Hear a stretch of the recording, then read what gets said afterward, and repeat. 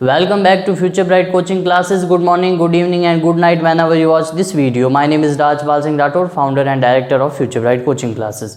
Today we are going to study about Mohandas Karamchand Gandhi और महात्मा गांधी. आज का हमारे वीडियो का टॉपिक है गांधी रिटर्न टू इंडिया. तो आप सब बोलेंगे गांधी रिटर्न टू इंडिया, तो गांधी गए कहाँ थे? गांधी गए थे साउथ अफ्रीका. और गांधी इंडिया कब रिटर्न हुए थे? गांधी रिटर्न हुए थे इंडिया 9 जनवरी 1950 इन बॉम्बे. गांधी जी 9 जनवरी 1915 में बॉम्बे लौटे थे. देखिए, गांधी जी साउथ अफ्रीका से इंडिया लौटे थे. गांधी जी ने साउथ अफ्रीका के अंदर ब्लैक वर्सेस वाइट यानी रेसिज्म के खिलाफ वहाँ आंदोलन किया था. वहाँ पे भी उन्होंने अहिंसक आंदोलन किया था. गांधी जी के दिमाग में जो अहिंसक आइडियोलॉजी जो उत्पन्न हुई थी वो साउथ अफ्रीका में ही हुई थी.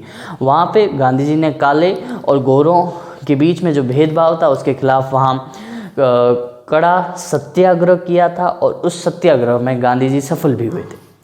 इस सब को जानते हुए गोपाल कृष्ण गोखले को ये पता चला कि महात्मा गांधी वहाँ ऐसा आंदोलन कर रहे हैं. गोपाल कृष्ण गोखले ने ये सोचा कि भारत के अंदर भी एक ऐसे लीडर की आवश्यकता है और उन्हें गांधी जी में वो लीडर दिखा. गोपाल कृष्ण गोखले ने गांधी जी को भारत इनवाइट किया और गांधी जी मान भी गए. गांधी जी 1915 में भारत के लिए रवाना हो गए और 1915 में भारत आ गए. इसीलिए गोपाल कृष्ण गोखले को मेंटोर ऑफ गांधी जी कहा जाता है या फिर political Guru of Mahatma Gandhi कहा जाता है. महात्मा गांधी को ये महात्मा उपाधि है वो रविंद्रनाथ टैगोर ने दी थी मार्च 1915 के अंदर. उस समय महात्मा गांधी की आयु ज़्यादा नहीं थी, वो यंग लीडर माने जाते थे. उसने गांधी जी के जीवन के बारे में शुरू करते हैं. तो आइए चलते हैं आज अपने वीडियो के टॉपिक के साथ, Gandhi return to India. Mohandas Karamchand Gandhi का जन्म 1869 के अंदर पोरबंदर शहर जो कि गुजरात में स्थित है वहाँ उनका जन्म हुआ था. उनके पिता पोरबंदर के मुख्यमंत्री के दीवान थे जिनका नाम था करमचंद गांधी. महात्मा गांधी एक सामान्य परिवार के अंदर पैदा हुए थे जो कि जैन रीति रिवाज के अनुसार महात्मा गांधी जी बड़े हुए थे. महात्मा गांधी की शादी मात्र 13 वर्ष की आयु में कस्तूरबा गांधी जो उस समय 14 वर्ष की थी उनसे हो गया था. महात्मा गांधी ने अपनी शुरुआती पढ़ाई पोरबंदर से की और फिर हाई स्कूल वो राजकोट के अंदर पढ़े. आगे जाके उन्होंने अपनी कॉलेज की पढ़ाई समलदास कॉलेज से की. 4 सितंबर 1888 के अंदर गांधी जी लंदन यूनिवर्सिटी चले गए थे लॉ की और बैरिस्टर की स्टडी करने के लिए. उन्होंने 1891 के अंदर सक्सेसफुली ये डिग्री हासिल कर दी. 1891 में गांधी जी भारत वापस लौट गए. 2 वर्ष उन्होंने बॉम्बे कोर्ट में ड्यूटी की, परंतु यहाँ कुछ सक्सेस न मिलने के कारण गांधी जी बिल्कुल हताश हो गए थे और उनके ऊपर काफ़ी कर्ज भी आ चुका था. उन्हें इस समय ऐसा कुछ अपॉर्चुनिटी चाहिए थी जो उनको कर्ज से बाहर निकाल सके. उसी समय 2 वर्ष बाद दादा अब्दुल्ला जो कि एक गुजराती व्यापारी थे, गुजराती बिजनेसमैन थे, वो साउथ अफ्रीका के अंदर जो बिज़नेस करते थे उनके साथ माल के अंदर धोखाधड़ी होने के कारण उनको एक केस लड़ने के लिए वकील चाहिए था.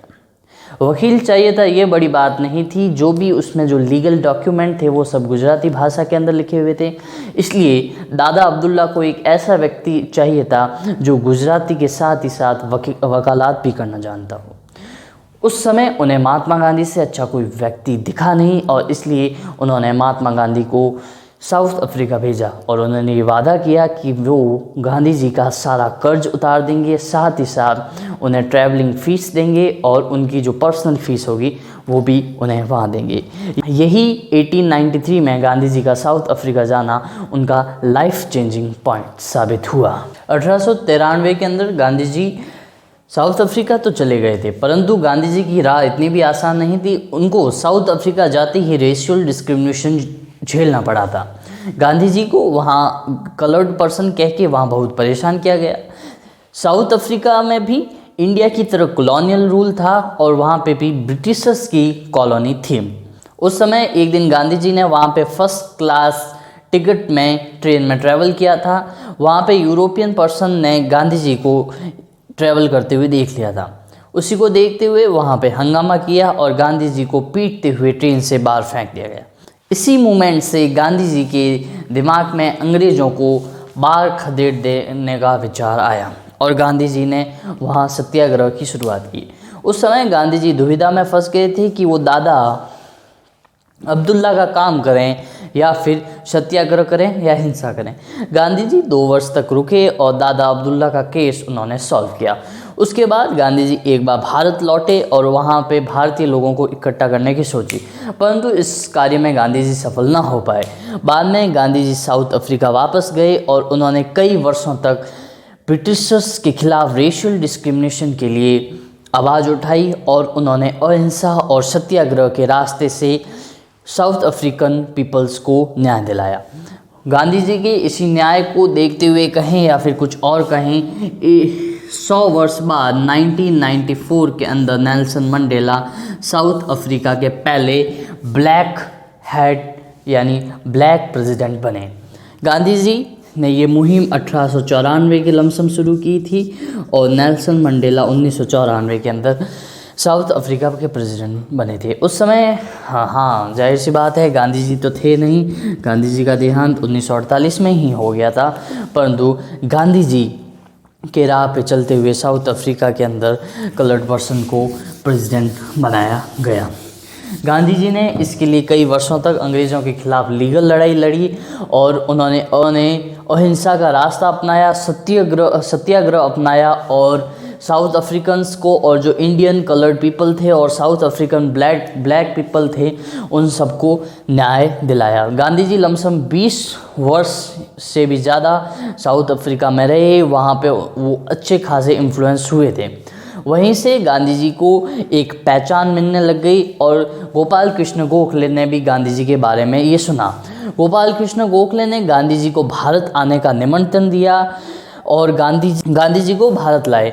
वो इसीलिए गोपाल कृष्ण गोखले को गांधी जी का मेंटोर कहा जाता है या फिर political Guru of Mahatma Gandhi कहा जाता है। 1916 के अंदर बनारस यूनिवर्सिटी के अंदर गांधी जी ने अपना पहला भाषण दिया हिंदुस्तान आने के बाद और वहीं से गांधी जी ने किसानों का सहयोग किया और लैंडलॉर्ड यानी ज़मींदारों का विद्रोह किया।